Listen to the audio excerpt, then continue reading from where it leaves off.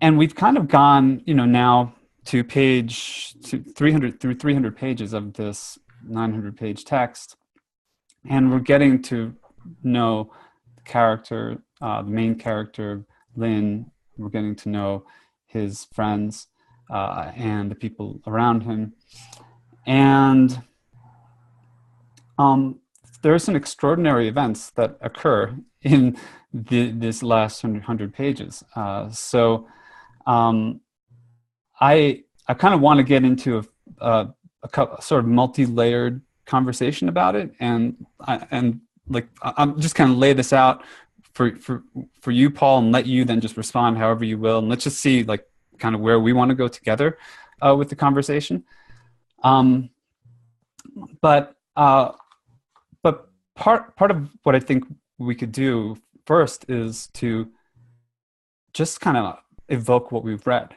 Like all this lives inside of us, right? Like we read the text, but the characters and the events and the story have to come alive within us, and that's really the only place that they're alive for all practical purposes. So, can we start as can we start by evoking what really happened? Like, what did we notice? What like who appeared? What did they say to each other? Let's just bring it forward, like into our mind's eye and into our shared space, and resonate there. Like make sure that we're both reading the same book. Basically, we're on the same page. Like let's get on the same page first of all, and then from there, I think we'll notice. I certainly have noticed some themes that connect through these chapters, and I think we could look at how those arise in the episodes that are related in these pages, which cover chapters 10, 11, 12, 13, and 14. So there's 5 chapters, each of which has some really significant events in them. And so what I was thinking is that we could go basically chapter by chapter, and let's just kind of unpack each chapter. And as we're doing that, I think we could bring up these sort of larger themes that occur, which I've noticed a couple, and you may have noticed a couple as well. And then let's see if we can just kind of paint a picture that like reflects our experiences of the text to each other, and then also for whoever may be reading this with us and following along with the conversation. So at that, I'll pass it to you, Paul, and say hi too. And how are you? You asked me how I was, and maybe it'd be only fair and polite if I asked you how you are too. I'm, thank you. I'm doing well. We're having opposite weather. We're getting to probably the longest stretch of warm weather here in Northern California in the East Bay where I'm at. So um, I've got this shuttered over here. The sun being bright and it's about 85 degrees. So we're going to get to 95, I think, by Sunday. So quite the opposite sort of weather effects, which affects everything.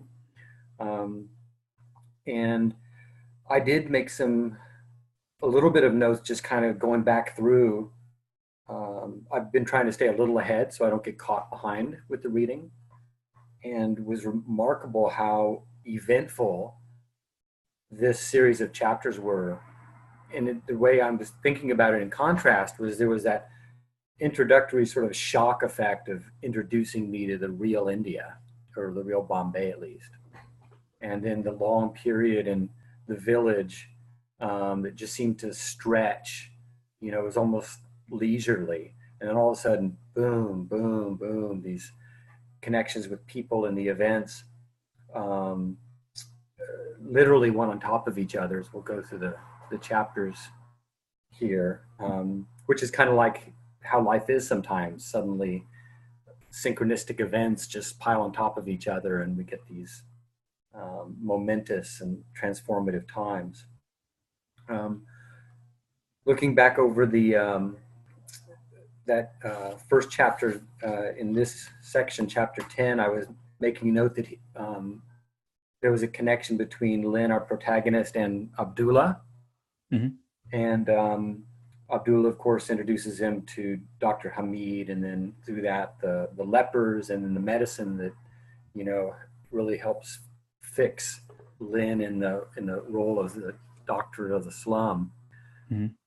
And I'll just throw in a theme because with Abdullah there seems to be this sense of missing family, and the connection that Lynn's feeling with various characters in kind of family type roles, like chambers of his heart kind of open up based on his relationship with some of these important people. Abdullah particularly is this, brother type. So how's that for a start? Yeah, I think that's a great start.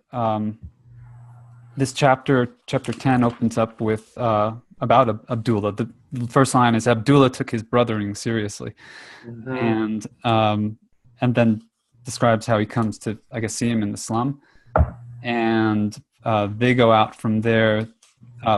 They have that exchange about how he makes money, and Lynn tells him that he's making deals for tourists to buy weed or charas or other illegal substances, and that he charges a commission. He says, I make 1,000 rupees or something from that. He's like, what? Only 1,000 rupees? That's it. And they laugh about that, and he shares that with his neighbors. I don't remember if Johnny Cigar was there or one of these other characters, but yeah, I think it was Johnny Cigar. But what's interesting then too is that they have they see themselves in each other, right, as being these, as he puts it, these men of violence. They are criminals, and they are in some way disowned. They're outcast, right, from their societies. They're outcast perhaps from their families. I mean, certainly in Lynn's case, we don't know as much about Abdullah's backstory, but they found in each other a brotherhood of outcasts, and then a father in Kader, and so he comes, and they leave on motorcycle, and he says, "Oh, you can tell a lot about a man by the way he rides a motorcycle, and his riding by instinct." Or they go to see the doctor, and the doctor, Dr. Hamid, is he says he's a real doctor. He's a good doctor. He actually just wants to take care of the people. Like, he could make a lot more money abroad in a more affluent setting, but he chooses to stay, and he chooses to serve the poor, and like that. He's a sympathetic. One is sympathetic, I think, with his character, and then as you pointed out, he becomes the source. He becomes a way that Lynn's role as the doctor to the slum is cemented, because now he could be sort of the first line, but then refer his patients who need more intensive care to Dr. Hamid, and so then they go and they meet Kaderbai again, and he sends them to the leper colony. So what were your impressions of the leper colony scene? That was quite something, I have to say. I kept flashing to scenes from Steve McQueen, or was it Dustin Hoffman and Paul Newman, I guess it was, from Papillon, I guess that was. And there was a leper colony scene there, so I had some kind of a visual around that, and the feeling of claustrophobia and kind of the fear of contagion was affecting. I thought that the scene itself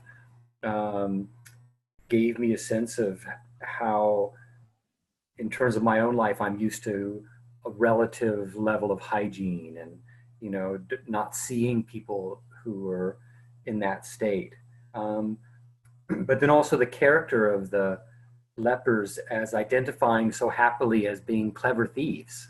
And the chanting and the joy, and then finally where as the children were gathering around, and that feeling of that boy sort of leaning up against, I'm pretty sure I'm remembering that, up against Lynn's leg, and just that feeling of like, oh, that it doesn't matter, human contact, at that level when it's casual and unself-conscious like that, Mm. so delicious. Hmm.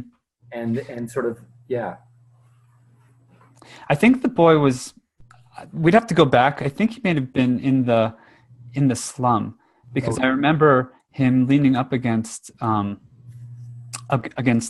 and Lynn being aware that Carla was seeing that. But Okay. the thing about human contact, though, it did occur in the leper colony, and there was also this moment where he's offered some tea, some like which would have been prepared by all of these untouchables, Right. and that moment of hesitation where he has to ask himself, well, I might get this disease if I drink this tea, but I have to trust that it's safe. And he looks to Abdullah too, because Abdullah is partaking and is at ease, has been there before. And he puts his trust in him, I guess, at that point, and puts his trust in the context, in the community. I don't have any specific scenes or like memories in my mind of seeing like scenes of leprosy. I don't have a clear personal like sense of what that even looks like. And I'm sure I could go and find pictures of it. Because what came to mind for me, which was in the text, the word for leper in Hindi, Lynn says, means undead. And so what came to mind for me was like The Walking Dead, the TV show The Walking Dead. And that is, of course, a horrific vision. And those undead, the zombies, are not human. They're not warm. They're not compassionate. And so it's a completely reversed, it's sort of an inverse vision of it. But that's the closest thing that came to mind. And I guess it's like appropriate because that would be their position in the society, and not just Indian society, but like you said, we don't even see it, and so it's completely alien, foreign to us, even though it's real. And so I was pretty struck by that, and I think that also set this theme that comes back later comes back really in almost every chapter, but most explicitly in the last one, which chapter 14, which we'll get to in the philosophical discussion, and that's the theme of suffering. Because you almost can't imagine greater suffering. Right. So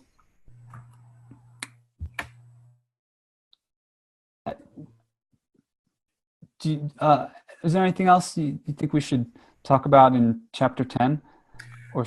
Well, the last interaction between Prabhakar and Lynn, where Lynn's being warned about the character and nature of his new brother. Warned that this is a dangerous man, and he's a killer, and he does that for money, and as we close, Lynn's thinks about it, and that's where he sort of recognizes the resonance and the mirroring, and just is assuring, don't worry, it's all going to be okay, which sound like famous last words. But that struck me, the way that interaction, his friend warning him. That's right, and it was Prabhakar, and even before Prabhakar, at the beginning of chapter 10, Johnny Cigar also warned him, and like chased after them as they were leaving to Abdullah's motorcycle, and kind of grabbed him by the shirt and said, he's not a good man. And what I remember now as well is that Abdullah and Lynn have this interesting conversation about being part of Kaderbai's plans. Mhm. And like the idea that Kaderbai is a person who creates the future, that like he makes it happen. And in some way, I guess what Lin is communicating in these pages is that like he's been caught up in somebody else's plan, and he's not fully owning it. Like it's happening, Mhm. and he doesn't exactly know why it's happening, but he sees it happening, right? So and it happens again with Carla, which we'll get to. Mhm. Um, so shall we move on to chapter 11? Mhm. Mhm. And chapter 11 is all about Kasim Ali Hussein, Mhm. and who's the boss of the slum, the kind of head figure there. I don't know if he has an official role in it's no, of course not. It's Mhm. but I mean I don't know if he's voted for or something like that. He just seems to be the natural leader Mhm. of the inhabitants there. Uh, and oh, since I'm, what were your um, what struck you about this chapter? Um, that sense of again a kind of a elder figure, and the fact that the slum had organized itself with such a huge number of people, such that um, Kasim himself sort of had a powerful influence, and that not all things were settled by him, but he was um, uh, kind of had this wise person position. And so I'm thinking of like the wise man figure sort of showing up, and also the way that there's something within Lin that keeps getting recognized as being um, of use or desirable or somebody to be trusted. He's got a utility slash appeal, and so that strikes me also that he keeps gaining favor Hmm. in a certain sense. So those are a couple things that come to mind. Hmm. This is also the chapter where um, I think one of the things that the author Gregory David Roberts is doing is contrasting Kasim Ali with Abdelkader because they're both strong men. They're both uh, elders and respected, even feared, but although in different ways by their respective communities. Abdelkader is a more senior or kind of more powerful figure. He has connections, throughout the city and with all, people at all levels, whereas Kasim Ali is really on the ground with the people. He really lives amongst the people. He's of the people in that particular slum, and he's kind of a compassionate father figure. Uh, he doesn't seem to be, although a lot of crime goes on. Technically, crime goes on in the slum. He doesn't seem to be a criminal in the sense of somebody that makes his living and has gained power through his acts of violence or his acts of harming others. Uh, but he also is not he's not necessarily a gentleman in his methods, and his methods are very interesting. That's what I think part of what's illustrated in this chapter. There are a couple of instances of conflict in the slum.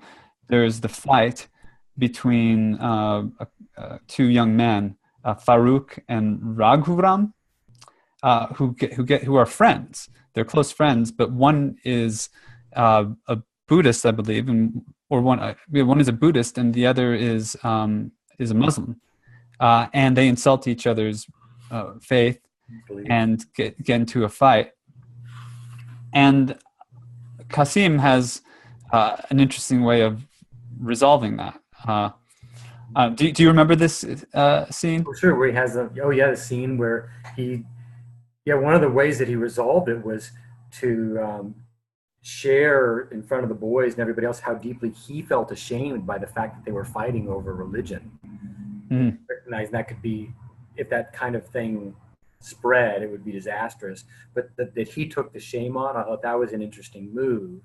Mm. And then tying the boys together, so they basically function, with their legs tied together and cooperate. I love that.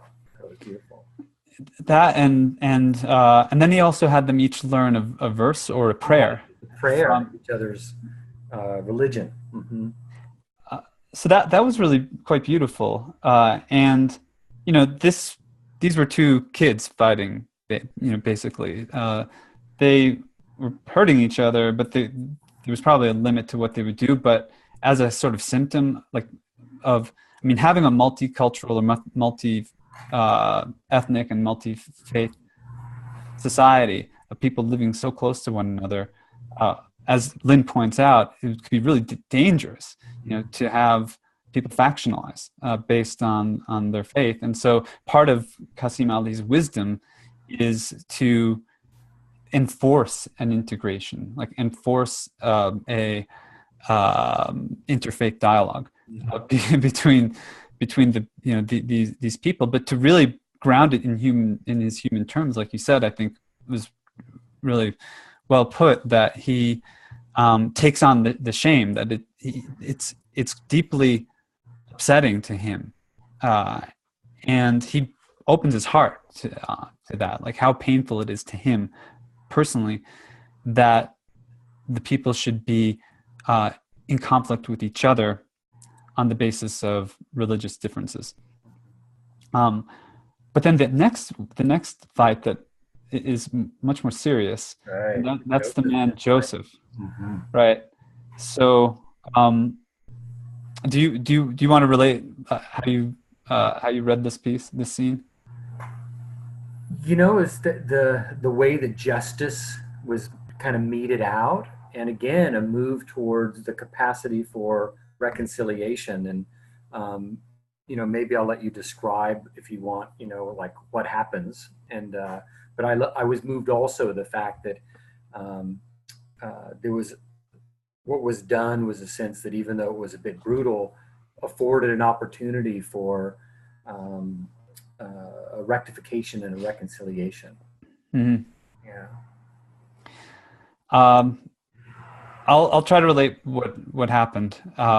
Basically, this man Joseph was beating his wife, and apparently, this is something that he's done before. It's something that happens in the community and mostly is ignored. But in this case, it was so extreme that the people who witnessed it called for help. Word got to Kasim Ali, who was there with Lynn, and I think Prabhakar, maybe, or Johnny Cigar. I may be getting a couple of the details on that wrong, but they rushed to the scene. And at first, nobody's doing anything. They finally, the man's wife is thrown out of the house naked onto into the pathway there, and she's left, and she's almost dead. She's very badly injured, and so he's clearly crossed the line for what's acceptable, even in that community, and the punishment. Well, they could have brought the police. They could have taken him away. They could have done any number of things, but what Kasim Ali orders them to do is to get him a bottle, because he was drinking. So he was very drunk when he was doing this, and had obviously a drinking problem and became violent when he was drunk. He orders the men to get a bottle of alcohol, and they start getting him drunk. Right, and drunker. Some of that stuff they smoke, the charas or charas, yeah, which I believe is a hashish. Maybe it's a mix of hashish and tobacco. But that's kind of what I think it is: hashish and tobacco. Yeah. And so they get him drunk, until he passes out, And then he wakes up. He wants water. And Kasim says, no, no water. They're like, drink more. Here, have some charas. They get him more drunk. They get him more stoned. He passes out again. Every time he wakes up, they deny him water, and they keep getting him. They bring him all the way to the point where he can't be any more, totally wasted. And then they start beating him. And they beat him until he passes out. They get him more wasted. The sun is beating down on him. They beat him again with the bamboo cane. And they beat him until he's so delirious and so broken that he finally sort of like comes to see what he's done. Yeah, because they implied that he'd killed his wife. That's right. They say, don't you see what you've done? You've killed your wife. She's, you left her for dead. You're they berate him and beat him. And not until that, like what's so brilliant, I guess, about Kasim Ali's approach is that he breaks him. Like he breaks that, that persona or that psychological pattern that doesn't see the consequences of his actions, doesn't see what he's actually done, doesn't see himself. And it's so brutal, though, that they could have killed him, right?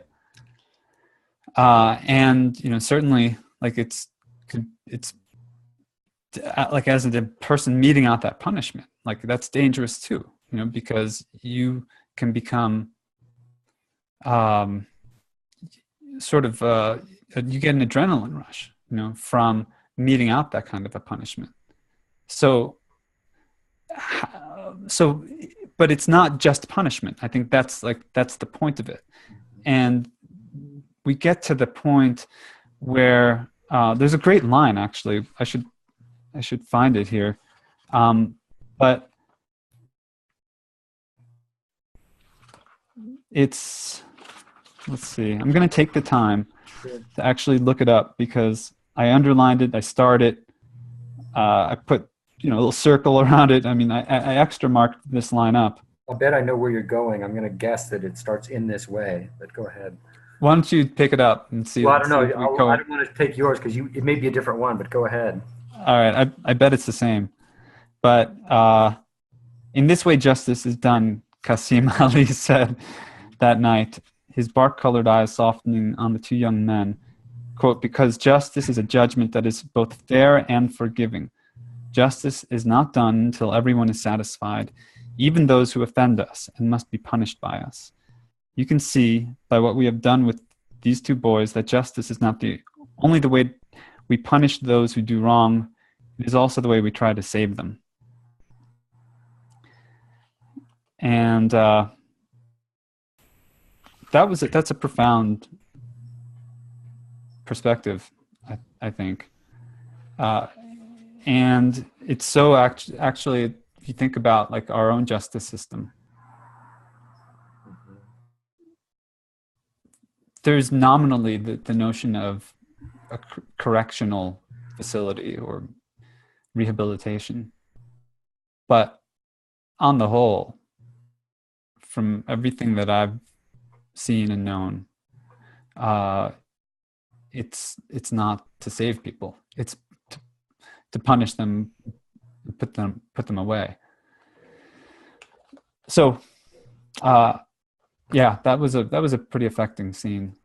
Very much, and to come to the climax of that particular statement, I mean, even still, when you read it, little tears come to my eyes. It is so profound. The only thing I read as profound as that up to this point in a pithy philosophical text was Khalil Gibran's talking about crime and punishment, and I think this even surpasses that. And I also went to comparing our justice system, kind of still based on the old eye for an eye, tooth for a tooth, thing. And Lynn, I think, mentioned something about choosing to memorize that. And I think I carried around that thought for maybe a couple of days before I was even able to read again. I was chewing on it so much. So I agree, very profound. I'm imagining Lin too, like seeing that the example of justice being done in that particular way and comparing it to his own case, where he was just purely punished. Nobody really was trying to save him. Nobody cared about him enough to try, to even do something as brutal as beating him into submission, beating him, to the point that he saw the error of his ways. I'm imagining. I don't think he said this explicitly, but that he might wish to be, so punished, if it meant that somebody really wanted to save him. Yeah, I had a lot of thoughts about that.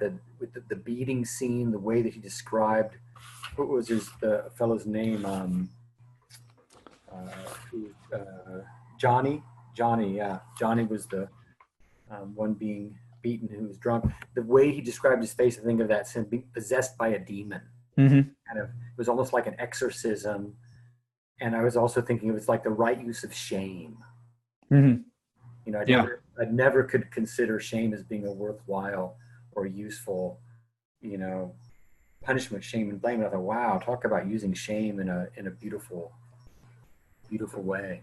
Yeah, a bloody and beautiful way. But yeah, I got that same too. Now that you're reminding me, I got the sense that it was a kind of exorcism, that they were almost beating or squeezing like this possessive spirit out of the man, and that there was a good man there, like underneath it, or within, that had been trapped, and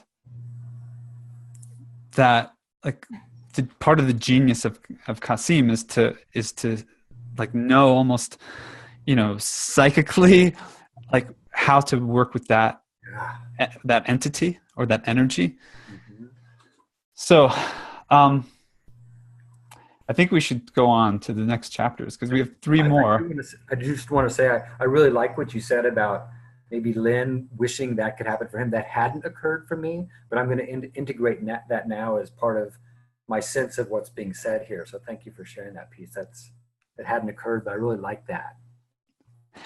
I don't know where this book goes. I have not even read the synopsis of it, but what I wonder might be happening is that he's subconsciously putting himself in the place to become really punished in a way that perhaps he feels like he needs to be to reconcile himself to society, to others. I don't know if that's where it goes. Some of those thoughts have come into me, like, oh, how is this going to end? Is this going to end with him, back in prison or something? I have no idea either. So, but that just occurred to me last couple chapters too. So we'll find out. All right. Well, the next chapter, chapter 12, begins with a bit of comedy. And this is the episode involving a bear that visits Lin's hut. And you don't know this at first because he opens the door and the bear is facing him. You don't know that the bear has a couple of handlers and that the bear is tame. And it turns out to be a hugging bear that has been sent by Abdullah as a kind of prank. There's a letter that comes with it, and he refers back to a turn of phrase that Lin had used when they first met about giving a bear hug. And that phrase apparently doesn't exist in Hindi, so Abdullah remembered it and then literally sent a bear to Lin for him to hug. And there's other things going on. Monsoon rains are coming soon to the city, and so the homeless people from the surrounding areas are all seeking shelter and refuge in the slums, because the slum dwellers are fortunate to be living in the slum compared to many others. And some people live on the street with the most, much more makeshift, even more makeshift shelters than the slum dwellers do. And when the rains come, they have to seek shelter in the slum, as do the animal handlers and others. So there's some more comedy with the monkeys that run around stealing things, and snakes that get loose. The monkeys let cobras out of their baskets, and cobras are loose in the slum, and so they have to retrieve those and put them back. But the main thing that happens in this chapter is that we have the return of Carla, and Carla and Lynn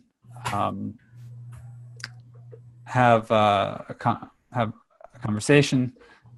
They have some contact. She kisses him, and he expresses his love for her in this chapter. But she also wants something. She's not there purely for him. And, well, without saying any more, I'll let you share what stuck out for you in this chapter. Also, that sense of people in Lynn's life, including Carla, finding a sense of sort of attraction, utility, some of the themes about, kind of fate or being involved in other people's plans or stories. It occurred to me that, in some way, maybe his peculiar position by being an escaped convict and also a refugee of sorts, his place in that society is both uprooted, and he's kind of just finding, if he can, a way to be and a place to be. It kind of puts him kind of at sail, and not entirely passive. And then getting to the part with Carla, and then the kiss and the request. As I recall, he even recognizes that, she doesn't just want me, she wants something. But the kiss and the love overrides any sense of, wariness or aversion, and he just goes right along. And some part of my stupid puppy dog heart was both identifying with that and also just aching, like, no, wait, stop. Danger. Yeah, I got the sense that he knew he was making a mistake. He knew that he was being led more by his heart than his mind, and that part of him was aware that he was being used, and not that that's the only thing that was happening. Not that Carla doesn't necessarily care for him. I don't know how that relationship will unfold, but in the next chapter, there's we peel another layer of that particular onion. However, here I get that puppy dog sense too, and you also, I think, sense his sort of weakness in his position and in the relationship, that he's so alone in the world, and so fundamentally alienated, because he can't share his truth. People don't, even though he lives among the people, he's in such close contact with them. He's cared for, and he is respected, as I think you're right to point out. Like, the people see the utility in him, they see the value in him, but they also see the goodness in him too. Like, they see that in him, and but they don't really know him. They don't really know his story. They don't really know why he's there among them. And in this inverse way, he's also using them because, you know, they're what allows him to escape from not just himself and his past, but even from detection and from the authorities. I mean, where else, you know, where can you go if you're a fugitive? That, I mean, would be, you know, kind of safe for you. And they provide some sort of buffer of safety just by their sheer, you know, by the fact that, one, they're the outcasts of society already, so they're already sort of, you know, disregarded and neglected. But then, two, the sheer mass of them, and, you know, the thousands and thousands of people living there, he can disappear into them. And so then Carla, and he's in love with her, and she seems genuinely to be a really intriguing and beautiful, intelligent, like alluring person. There's the way that he describes her. She seems like an amazing woman, right? That one would want to know, right? One would want to spend time with, get to know, like have a romance with, like that's blossoming in his heart. And but she has some secrets, and we learn a bit about those in either this chapter or the next, because maybe we could even kind of discuss them concurrently. Yeah. Mm-hmm. Because one, we learn in her apartment that she's had two former implied lovers living there, men living with her, and one of whom we know is dead, and there's some connection between that person and the character that's introduced in connection with the request that Carla makes of Lin, which is for his help in freeing an American young woman who is being basically enslaved by this other character his name is Madame Zhou, or Zhou. So anyway, do you want to help kind of segue into that next episode? Well, the several interesting plot threads weave together in the appearance with Carla, because it's a little bit complicating, but we also get the Sapna thing where Prabhakar is talking about these murders, and he's sort of bringing the conversation down, and so that suddenly there's this sort of evil, ominous, here, let me close this evil, ominous theme going on, and then in the personification of this somewhat interesting but also clearly dangerous and maybe maniacal character of Madame Zhou, or however that's pronounced. Mm-hmm. And the love that's clearly blossoming, and then Lin's confession, and then Carla's response, about love and the pain that's obviously suddenly revealed within her.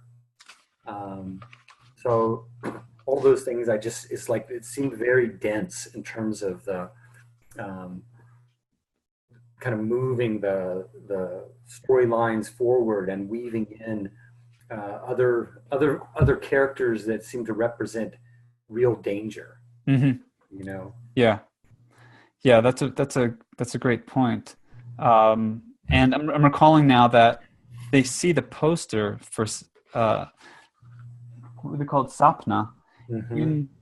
We learn a little bit about how the slums are created, because what it actually is how it starts out as worker housing for these skyscrapers that are being built, and so there's a kind of legal area that is set up, which it houses the workers, and it's very useful for the construction company because they have their workforce there.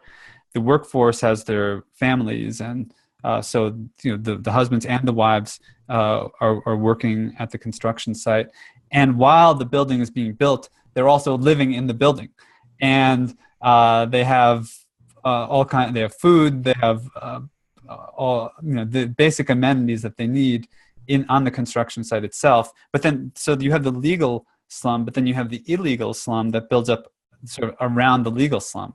And at first, the officials fence it off, but then very quickly they cut holes in the fences and they start doing business with each other. Actually, what happens is first the businesses start cropping up alongside the legal slum, and then those businesses spawn the illegal slum.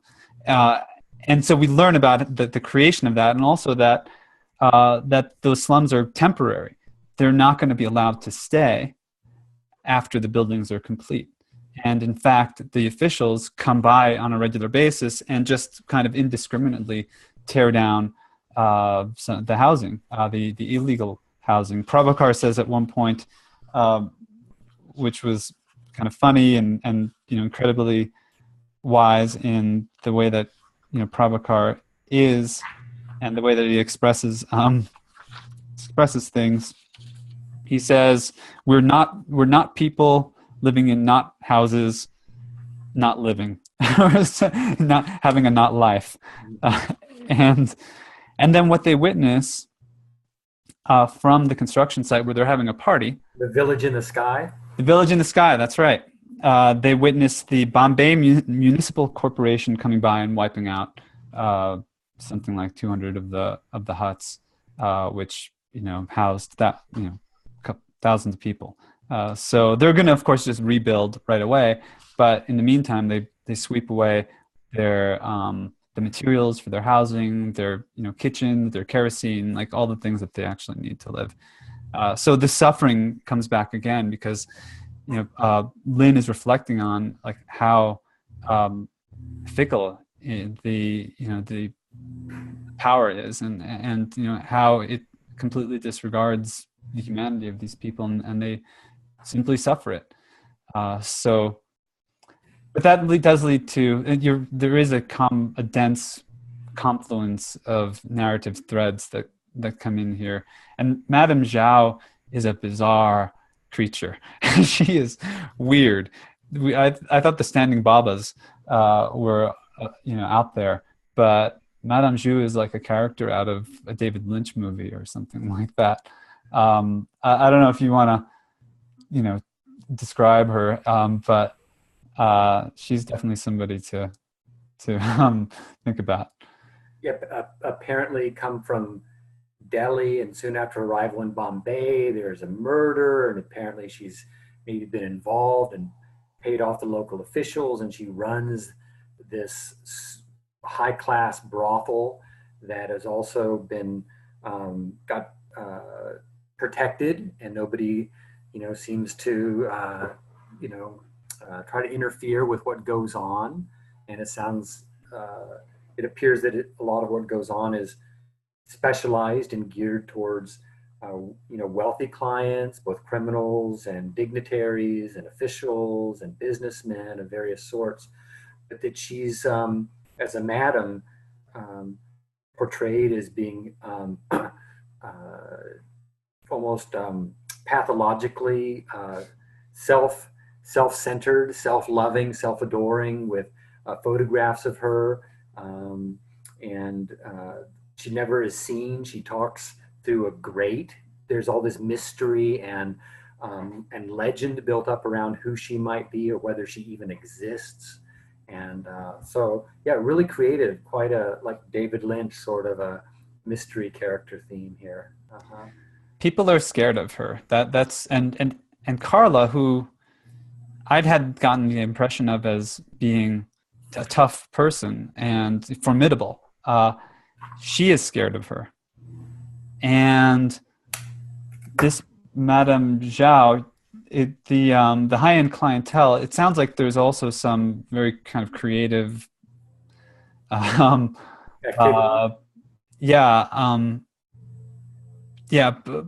nothing specific is described, but what's intimated or what's suggested is very, just unusual sexual practices, which would be completely scandalous if anyone were to know about them.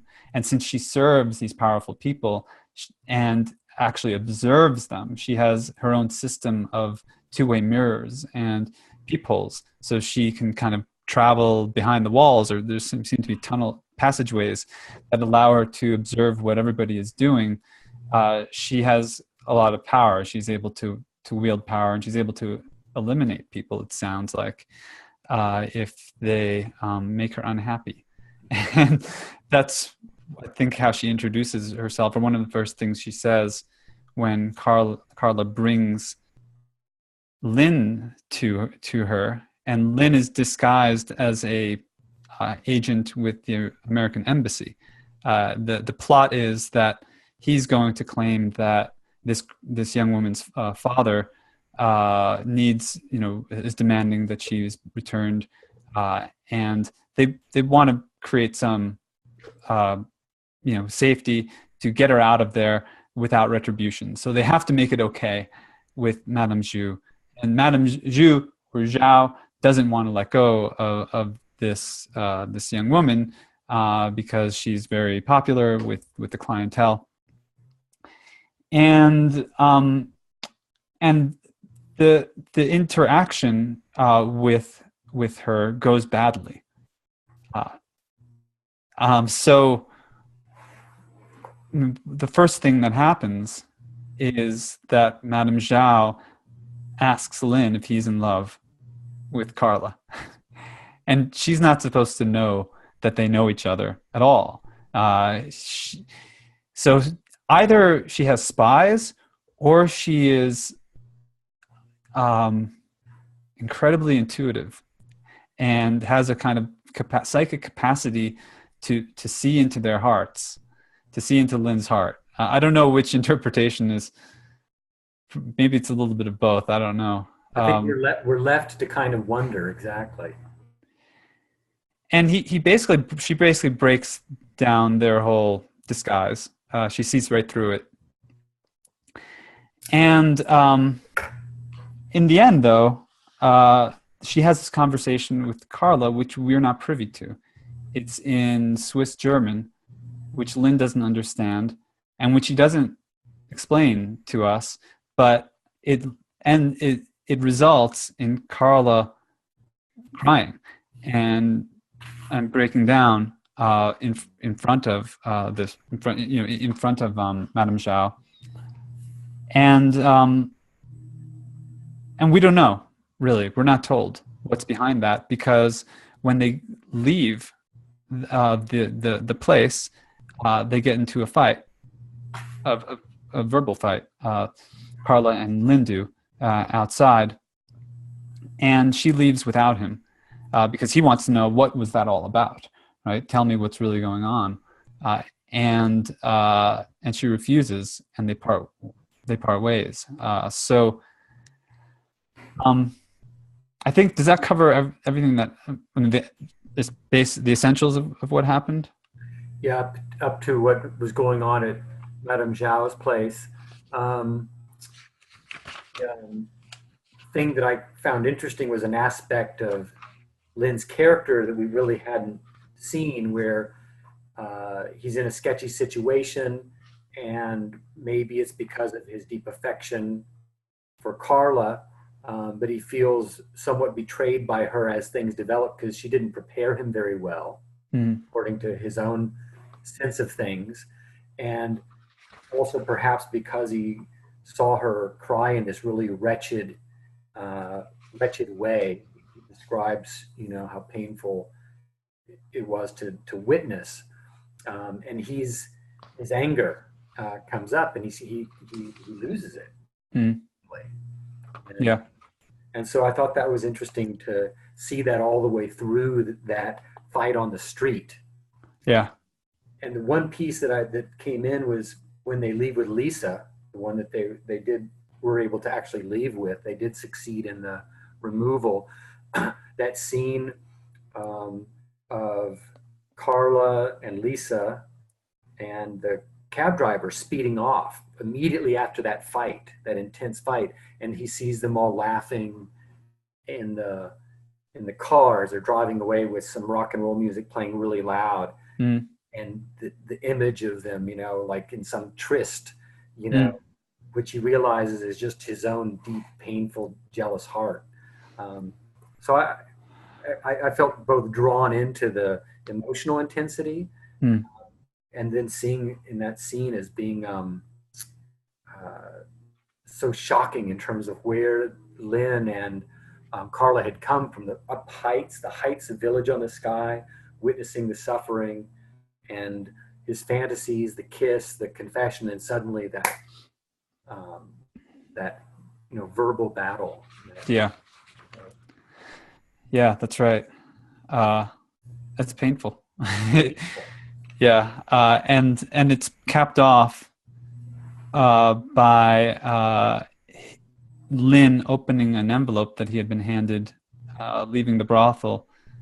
She had this eunuch, by the way. I think we should make note of that. Who welcomes them in the atrium or the entrance hall of this brothel, and he apparently hates Carla. He seems to be a very angry and hateful person. You don't really hear much about him, but Carla shares that he basically serves Madame Zhou, hands him the envelope, and the envelope is a picture of her in a flowing dress and in her full regalia and aura, and it says there's a message stamped in red block letters across the bottom that says, "Madame Zhou is happy now." Which was great. So he's there in the street, and who should pull up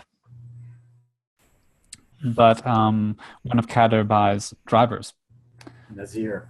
Nazir. And as has happens regularly, he's whisked off to an undisclosed location.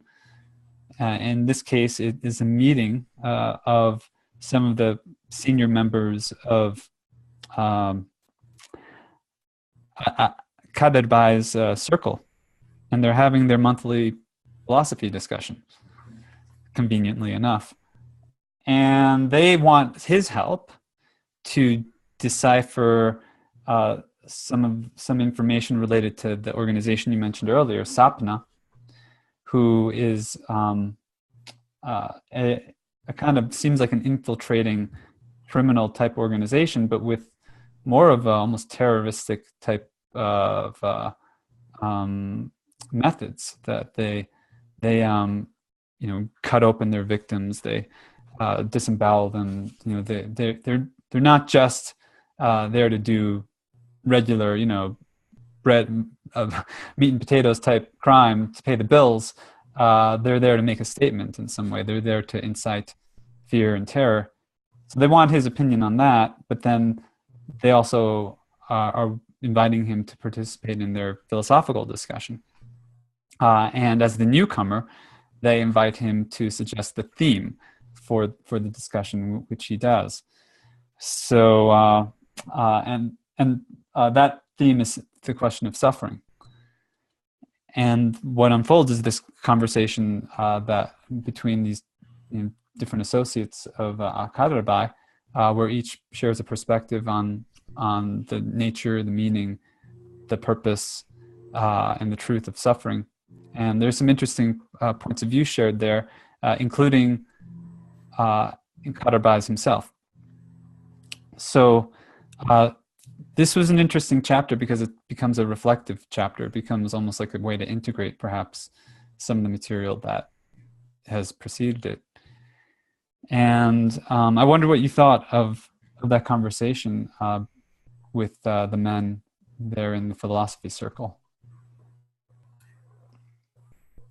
Well, on a personal note, I have some friends who also happen to be professional clowns in the area. And starting last autumn, they decided to host what they call philosophy night and have friends from all over the Bay Area come, and we sit in a circle and work to try to have a philosophy discussion, although none of us are professional philosophers, and use precept. So I was enjoying that for that reason, just that sense of a roundtable discussion, people, sharing their ideas and listening carefully. Mm-hmm. You mentioned earlier on about how just the capacity and the willingness to engage in these group discussions or dialogues, and to listen and to have our thoughts even perhaps molded or influenced by another person's thought, to listen deeply enough not to just wait for our turn, so to speak. When you mentioned that at the beginning of our talk tonight, I was thinking about that philosophy discussion and the sort of luxury that they were indulging in. These seemed to be also, not only his counsel, but a criminal cartel of True. Yeah.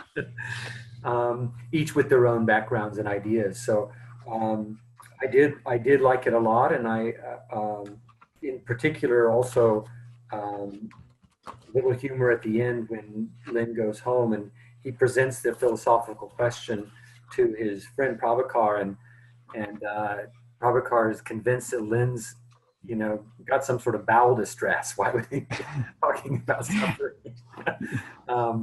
So it comes all the way, kind of back to this very kind of fundamental,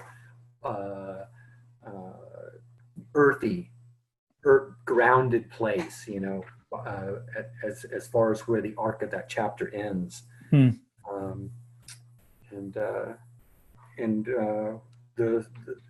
I think it'll continue. I was thinking also that some of the themes that I'd noticed had to do with love. Is it possible, when you see what this world is made of and what happens with people, can you basically still say open-hearted? Can you love the world, or can you love the people? And this other piece about suffering, and how do you make meaning in the world with this kind of suffering? I definitely find myself happily thinking about these things, in between chapters when I'm not even reading. So yeah.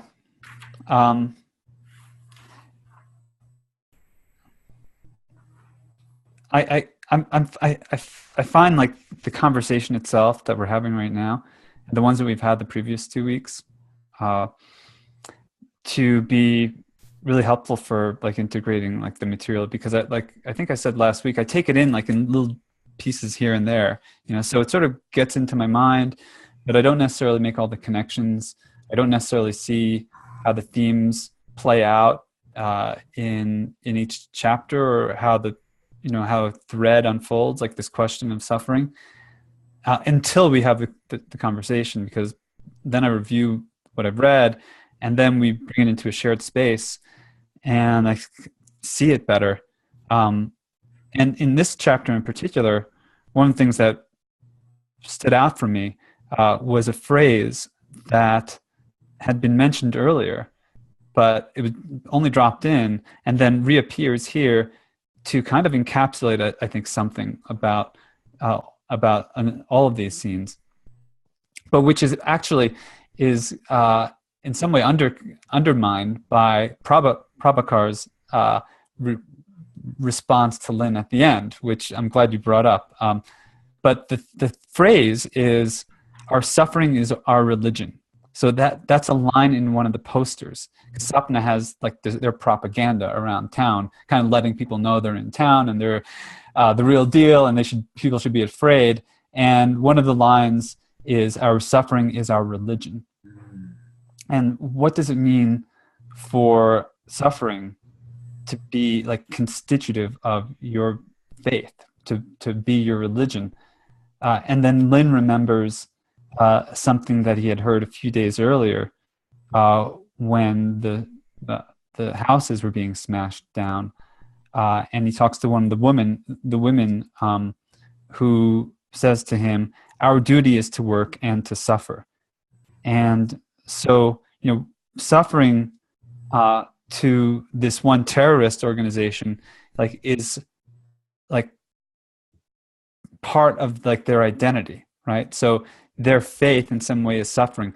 it's also part of the identity of the people in the slum who see it as not something optional, not something even merely necessary, but something that defines them, like something that is like a fundamental reality. It's something that to which they are in some way faithful, like they're faithful to their suffering.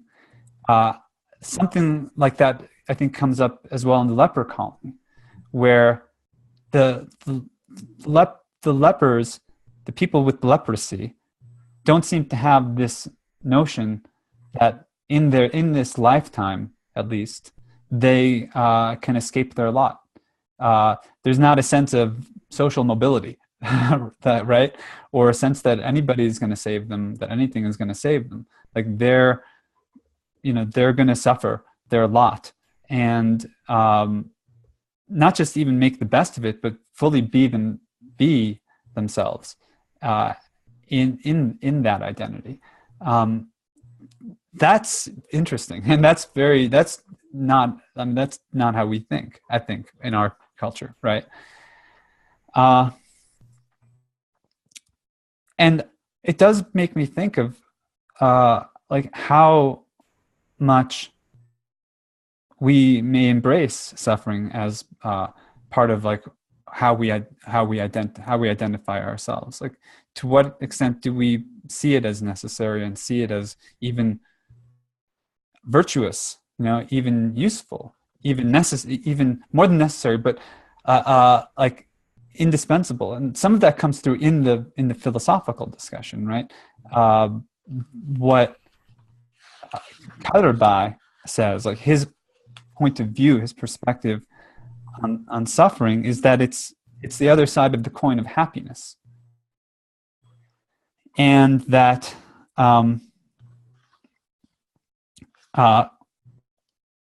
he says it's happiness backwards, like the mirror image, and that happiness has no real meaning or existence without suffering, and vice versa. He also says that suffering is the way we test our love, which I thought was really a beautiful formulation, a beautiful way of looking at it. Our love, he says, every act of suffering, no matter how small or astonishingly great, is a test of love in some way. Most of the time, suffering is also a test of our love for God. This is my first statement. Does anyone wish to discuss this point before I proceed? That's how he introduces. And then he goes on to distinguish pain from suffering, and the way that suffering is like necessary to learn. Like it's kind of like you suffer to earn what you learn. He says pain without suffering is like victory without struggle. We do not learn from it what makes us stronger or better or closer to God. So just the other point of view, just to go on a little bit longer, is there's, of course, seems like one of the characters that's interesting is Abdul Ghani, and he has some interesting views, but the one that was interesting to me was the Palestinian man who says that suffering, Khaled Ansari is his name, and he's coming as a refugee basically there. So he's of course from a place where a place of conflict, where he may have lost land, he may have lost his homeland, and he says suffering of every kind is always a matter of what we've lost. And when we're young, this is on page 301, when we're young, we think that suffering is something that's done to us. When we get older, when the steel door slams shut in one way or another, we know that real suffering is measured by what's been taken from us. That's that to me was one of the most tragic definitions of it. Doesn't kind of give it a more noble purpose or meaning as Kaderbai's does. But then Prabha's at the end was like, well, what's the need for this philosophical discussion? It's easy, he says. Suffering is hungry, isn't it? Hungry for anything means suffering. Not hungry for something means not suffering. But everybody knows that. So, um, yeah. Having those different versions and placing the different characters. For instance, Khalid, I guess it was in Palestine, and where he says, "You know that some people are born to suffer, Hmm. right?" And others, you kind of just get a little sense of, place, background, just very, very subtle touches, but the sense of from place, certain circumstances also condition one's attitude, beliefs, knowing about suffering, which I'm finding that the book itself, and through the experience, through the eyes of Lynn, being introduced to levels of daily deprivation and suffering and struggle, and even smells and tastes and discomforts that are pretty alien for me. Mm-hmm. But that I still, in my own mind, can identify with having experienced suffering. Mm-hmm. And that sense of realizing, too, that my answer to the philosophical question now, my 55th year, is dramatically different than I would have answered it at 45 or 35 or 25. Mm-hmm. That my own, I don't feel like I even have a definitive answer, but my capacity to answer it has been changed by virtue of the suffering and the learning and my own reactions to that. So, which perspective on suffering do you resonate with most, if one? I think that sense that there's we wouldn't know suffering. Cotter Bai says we wouldn't know suffering if there wasn't happiness. But I hadn't thought before about the learning that one does. Right, suffering is definitely a teaching tool, and I have to say that that's the one that is working in my own consciousness now by virtue of identifying loss, pain, the way I've even conditioned my own suffering to sort of do penance, right? To endure over periods of time the duration of suffering that seems to be the right medicine for my soul, so that I don't forget, or so that what happened or what I did or what was lost is even more meaningful. I don't know if that's making sense, but that perspective of suffering as that's what's needed for us to learn and to ultimately love and be good. That's the one I'm trying on at this point. Yeah. I think I'm attracted to that one as well, partly because it gives some meaning to the suffering, and partly because I think one of the perspectives that don't seem to work that well, like I forgot his name, but one of these characters says that suffering is a choice. He's kind of a more brash, not too thoughtful, sort of an absolutist type of character. I should find him here. But he says, if you're strong enough, then you can stop yourself from suffering. Like it's not necessary. The strong man doesn't suffer. Basically, the strong man kind of squashes his feelings, I guess, is what he's actually saying, and does what needs to be done, and whatnot. I don't find I could do that, but at the same time, I do.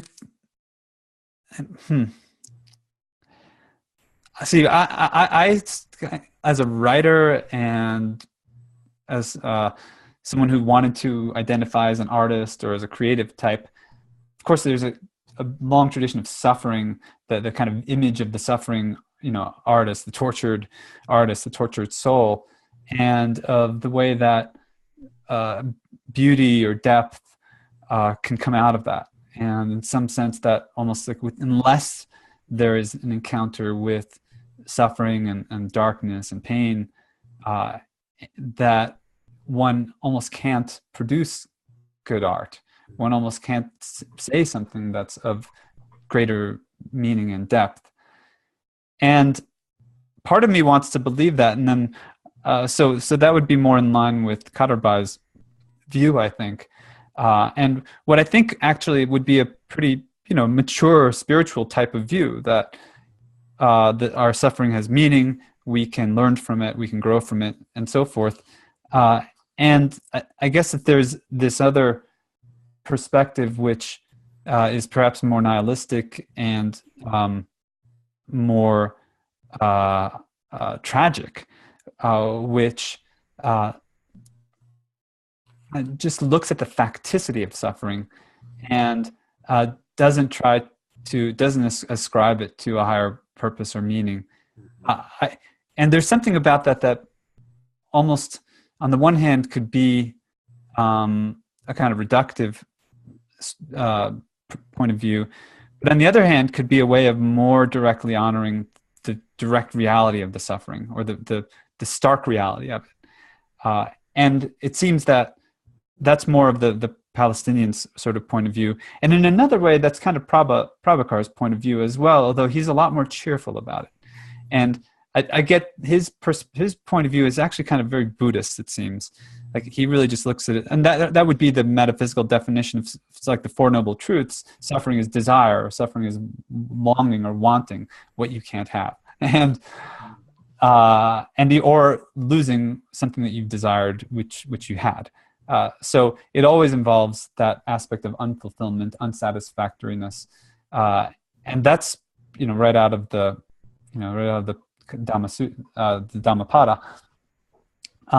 So I appreciate the cheerfulness of that Prabhu's particular interpretation, or his particular way of expressing it. It sort of lightens up the more tragic aspects of it that some of the others express. Yeah, in the sense that in the midst of suffering, for the most part, if there's any glimpse of a way out, we'll, as human beings, we'll go there, right? Suffering is not something we tend to choose to continue to endure if there's the possibility of cessation. And I got that a little bit from him too. It's you're hungry to get away from it, or satisfy that which will soothe or relieve it. So that's very practical. And Prabha is a very sensual character as well. I mean, he has no problem eating, drinking, fornicating. So it's not even like a sort of asceticism. It's really like sometimes you're suffering when you want something, you can't have it, and other times you're not suffering because you want something and you can have it, and it's like almost that simple. Well, I do like that. I don't know if I can live that. I'm definitely still attracted to the tragic and the spiritual interpretations of suffering as well, and also the hope that I can escape it, and that there is some way to lessen it. That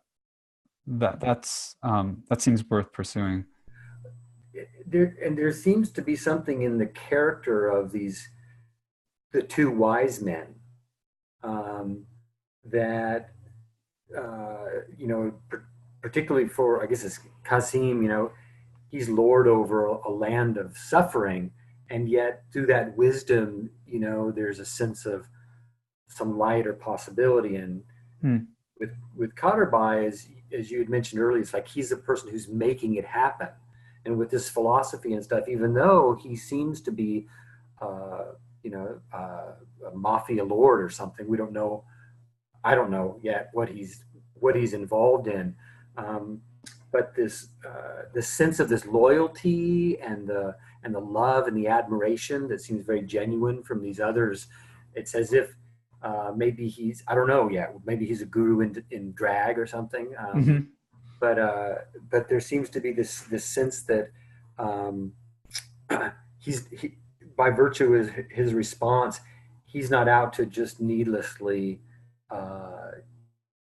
benefit from other people's suffering on a totally exploitative level. Mm-hmm. That's my sense of it. So I'm Yeah. more curious about where he's coming from. Yeah. I am as well. And I mean, I see Kasim as more just a purely kind of good person who's there in a sort of shepherding role. So he has a greater maturity, he has sort of greater just spiritual gravitas and power, and so he's respected. Kader is ambitious on a different level and has some lust for power as well, it seems. Mm-hmm. But even though, I mean, that's not all he's about, because he has this kind of broader philosophical and religious and spiritual perspective and presence, but it's mixed in with the with this underworld dimension, Mm-hmm. and I assume we'll learn more about him. At this point in the book now, Lin is really under his spell, and has kind of fallen in love with him as well. And he makes a statement or two, which are very, very telling. That I'm going to try to look this up because it really struck me, and I must have underlined it. I may not find it, but to the effect that he felt protected in the sphere Mm-hmm. of Kaderbai's presence. And you could see him sort of giving up a little bit of his agency and a little bit of his separateness and a little bit of his self-will, and putting himself in the sort of within the protective embrace, allowing himself to be drawn in there, and taking almost like that child in him,